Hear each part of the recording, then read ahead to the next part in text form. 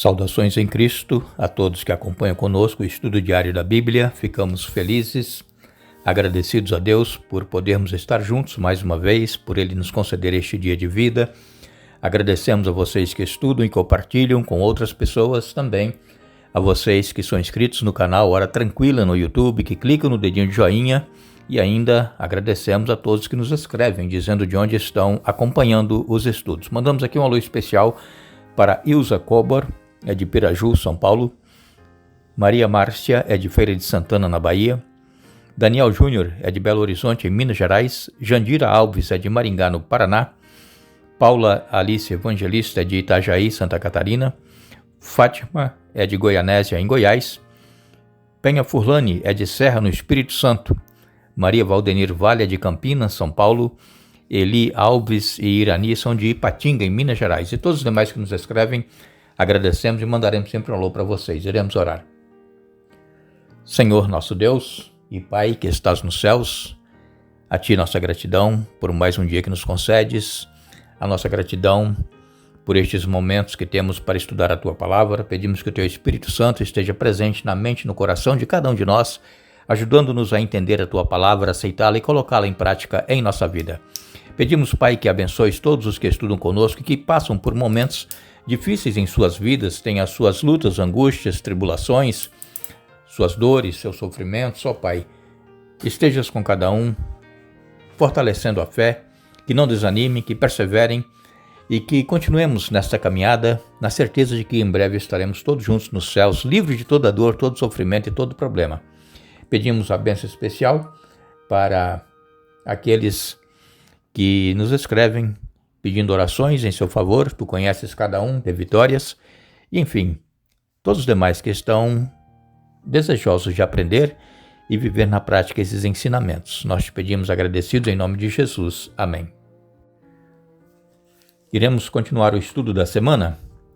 Nós estamos falando a respeito de motivação e preparo para a missão. Motivação é nós termos algo para falar para alguém daquilo que Jesus fez por nós. Primeiro, Ele deu a vida por cada ser humano. Ele quer salvar a cada ser humano.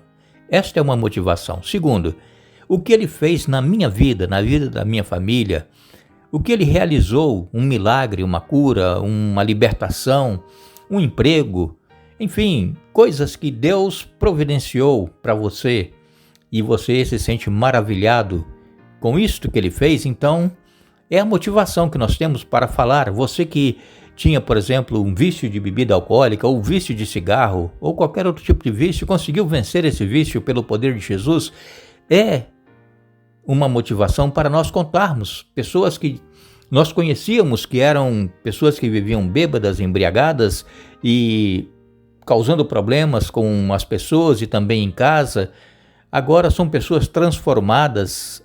Motivação para nós falarmos o que Jesus fez por nós.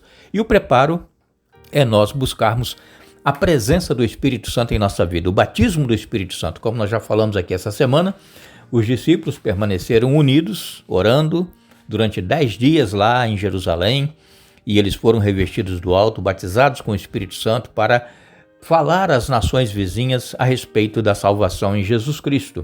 E Pedro, então, cheio do Espírito Santo, faz aquele sermão, e 3.000 pessoas se convertem naquele sermão. É uma prova de que ele estava cheio do poder do Espírito Santo. Antes, os discípulos estavam com medo, viviam presos, escondidos nas casas fechadas, com medo de serem perseguidos e mortos. Agora, cheios do Espírito Santo, eles estão sem medo para pregar e falar de Jesus, mesmo que isso custasse a sua própria vida, e como aconteceu com a maioria dos discípulos, foram mortos por causa da fé. Mas eles não tiveram mais medo. E esse poder, irmãos, é que nós precisamos. E depois que nós estivermos cheios do poder do Espírito Santo, nós vemos aqui em Atos capítulo 2, a partir do verso 41, a palavra de Deus nos diz: os que acreditaram nas palavras de Pedro foram batizados, e naquele dia houve um acréscimo de cerca de 3.000 pessoas. Todos se dedicavam de coração ao ensino dos apóstolos, à comunhão, ao partir do pão e à oração. Havia em todos eles um profundo temor, e os apóstolos realizavam muitos sinais e maravilhas. Os que criam se reuniam num só lugar e compartilhavam tudo o que possuíam, vendiam propriedades e bens e repartiam o dinheiro com os necessitados. Adoravam juntos no templo diariamente, reuniam-se nos lares para comer e partirem o pão com grande alegria e generosidade, sempre louvando a Deus e desfrutando da simpatia de todo o povo. E a cada dia o Senhor lhes acrescentava àqueles que iam sendo salvos. Aqui nós encontramos, irmãos, o retrato de uma igreja que todos nós gostaríamos ter, não é mesmo? Gostaríamos de pertencer a essa igreja, uma igreja em que todos tinham tudo em comum, eles oravam, cantavam, repartiam com as pessoas o que eles tinham, então ninguém tinha falta de nada. Eles viviam realmente na prática o evangelho de Jesus, o que não acontece hoje em dia.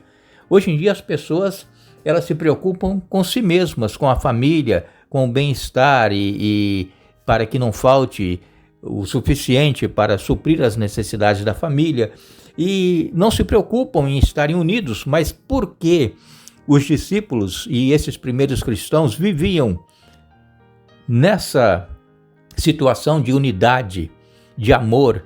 É porque eles estavam cheios do poder do Espírito Santo.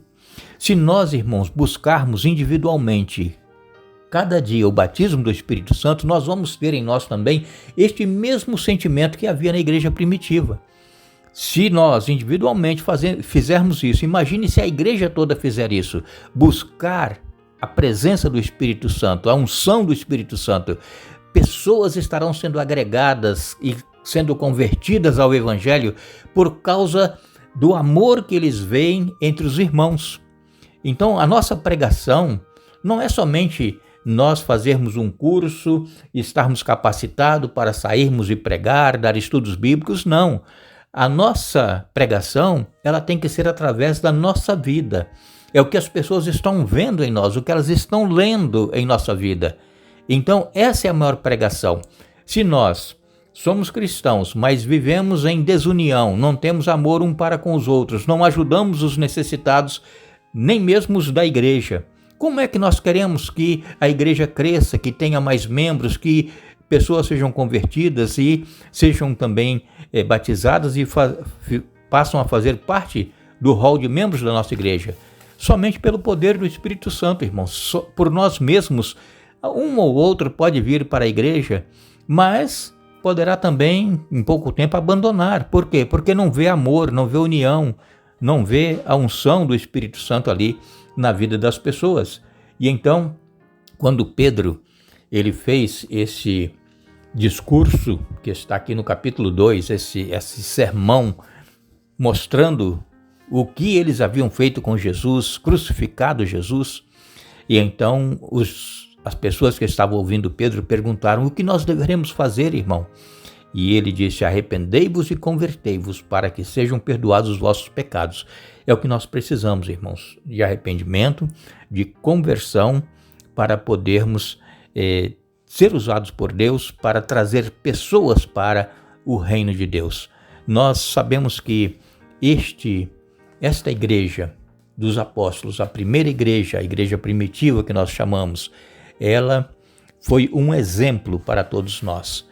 Infelizmente, com o passar dos anos, esse primeiro amor ele foi se esfriando e as pessoas foram caindo na rotina do dia a dia e vivem uma vida cristã normal, sem nenhum interesse em proclamar essa mensagem de salvação através de Jesus. Vivem por viverem, dizendo que são crentes.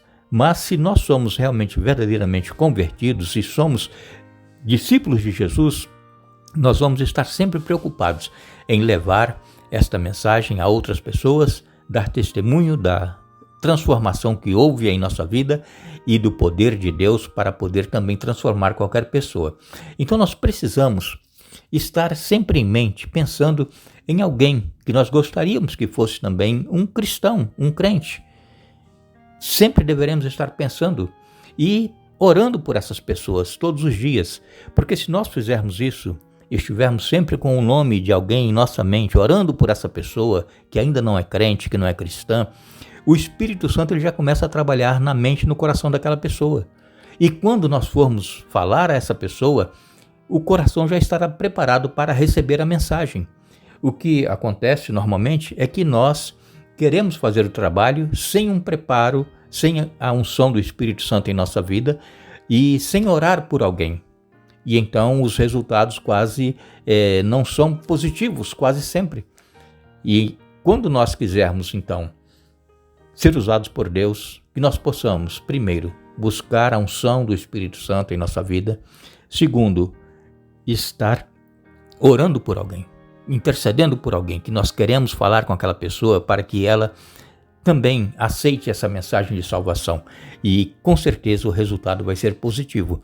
Eu não sei como é que você tem agido na sua vida cristã, como você tem feito o seu trabalho, mas se durante todo o tempo que você é cristão e nada produziu para o reino de Deus, não trouxe nenhuma alma para Jesus ainda, é hora de começar a repensar, é hora de começar a pedir diariamente o batismo do Espírito Santo e estar orando por alguém, porque assim você vai ver um resultado positivo. E quando nós, através do poder de Deus, conseguir trazer alguém para o reino de Deus, nós somos um instrumento. O Espírito Santo é que vai fazer a obra de convencimento. E quando nós conseguirmos, através do que nós falamos, trazer alguém para o reino de Deus, nós vamos nos alegrar, nós vamos nos animar, nós vamos nos sentir incentivados a ir buscar outro. Então, nossa vida espiritual não pode ser uma vida estagnada, uma vida parada, sem crescimento. E o crescimento só virá se nós estivermos fazendo algo por alguém, através da nossa vida e através de estudos que nós poderemos levar às pessoas. Então, nós deveremos pensar se nós estamos sendo um instrumento de Deus para discipular pessoas e trazê-las para um relacionamento com Deus, e precisamos então procurar maneiras de trazer essas pessoas para a comunhão com os outros crentes.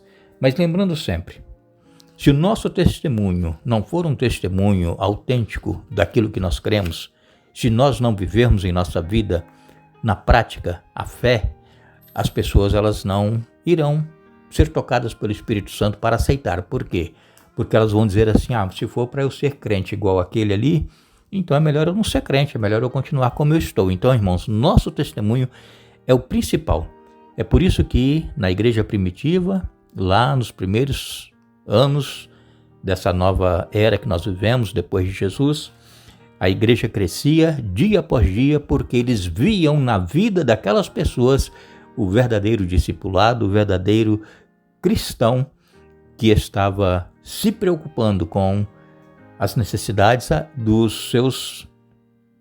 das pessoas que o cercavam, preocupados em o bem-estar da comunidade, e isso fazia com que o número de crentes ia sendo acrescentado cada dia.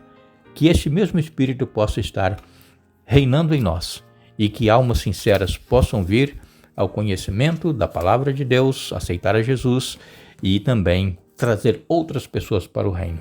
Agradecemos a todos vocês que estiveram conosco hoje estudando a Bíblia. Retornaremos amanhã para dar a finalização do estudo dessa semana, mas não nos esqueçamos, Jesus, ele disse, portanto, ide, fazei discípulos, batizando-os em nome do Pai, do Filho e do Espírito Santo. Mateus capítulo 28, verso 19. Que Deus nos abençoe.